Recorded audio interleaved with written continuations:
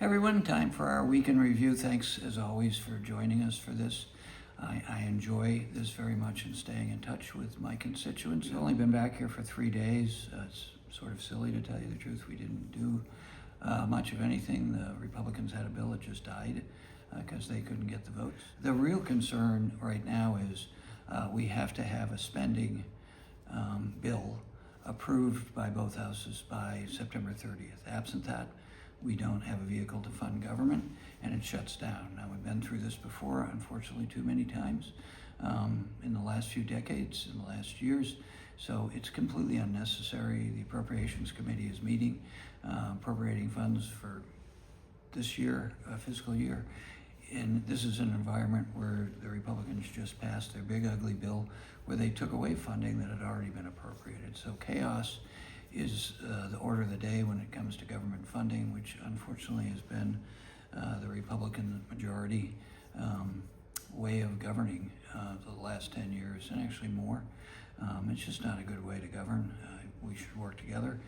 We should seek compromise and still be principled about that. It's a big country with many different opinions, and we should respect one another. And as a progressive Democrat from the San Francisco Bay Area, I fight for those values, but I also realize that people from other parts of the country don't share those, and it's always been thus. So how do we stay principled, work together to get a product that's reflective of the entire country in a period right now where we're very partisan and very partisan, not in a balanced way, very partisan, my perspective as a former Republican, what's happened to that party, very ideological on the right. So that's the big concern, is they're going to need Democrats to get this passed, but I wouldn't vote for for what I hear, their proposals right now and what they've already done. So if they want to govern, they're in the majority. If they need our votes, they've got to work with us. It's pretty simple math. Let's see. We met with a group from UC Berkeley, wonderful people who are in student government there virtually, to have a discussion about their perspective on things, their desires. And I always value younger generations' opinions. I always have in every job I've had in politics. The nice thing about being in politics is most of the things you do, you've got to look to the future and future generations. And as the House changes, and there has been big changes and will continue to be generationally, that's what we should be doing, is mentoring as we were mentored.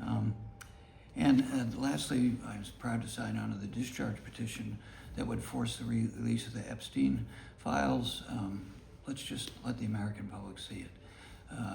What the Oversight Committee of Republicans are doing is releasing things that were already in the public domain. We want to see it all. And I think the public wants to see that also. I was happy to do that. And lastly, I'll be back in a few hours home. And this weekend we'll have a town hall, and unfortunately it's already sold out, a walk and talk town hall. We've got a number of town halls, as is my want, in the next few months, so please stay tuned. Your opinion is always valued, whether you agree with me or not.